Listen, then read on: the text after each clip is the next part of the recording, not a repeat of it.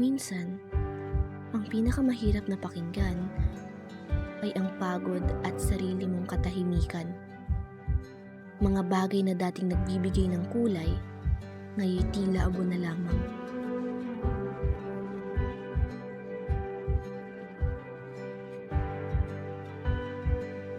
Napagod na sa mga bagay na dati ay masaya. Yung dating siglay na palitan ng pagdududa, yung dating malinaw, ngayon puro pangamba. Ang hirap pala bitbitin ng isang pangarap na hindi ko na maramdaman. Para akong isang aktor sa sarili kong pelikulang nakalimot sa eksena.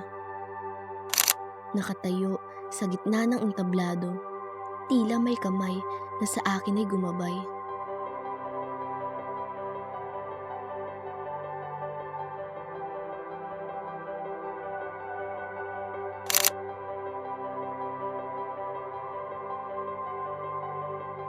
Isang tinig na mas malakas pa sa aking takot.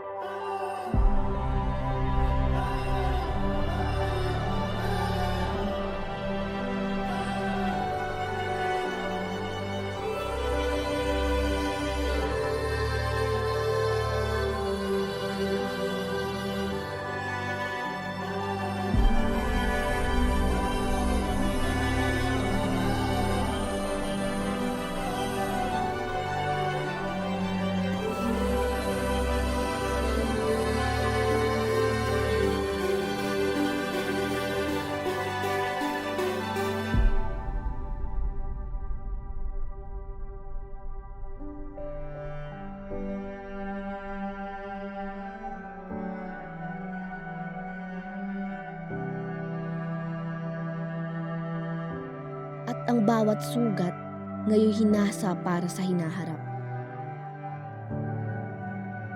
Hindi niya ako sinira, binubuo niya ako, piraso sa piraso.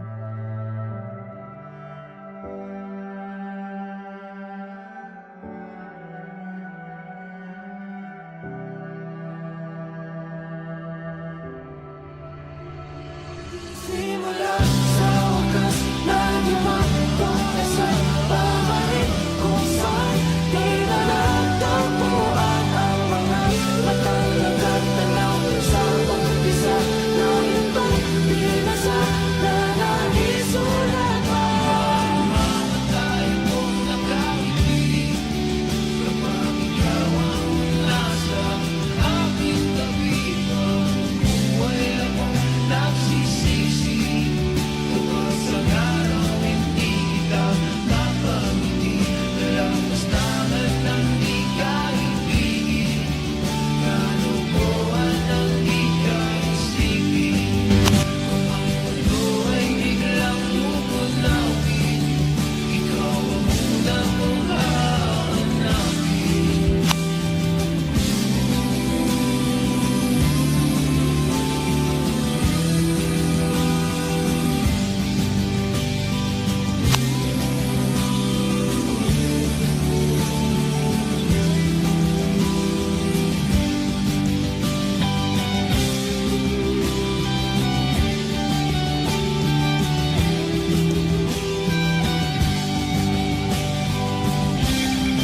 Dahil ang mundong ito'y maaaring maraming pagkukulang, maaari kang iwan ng sarili ng lakas.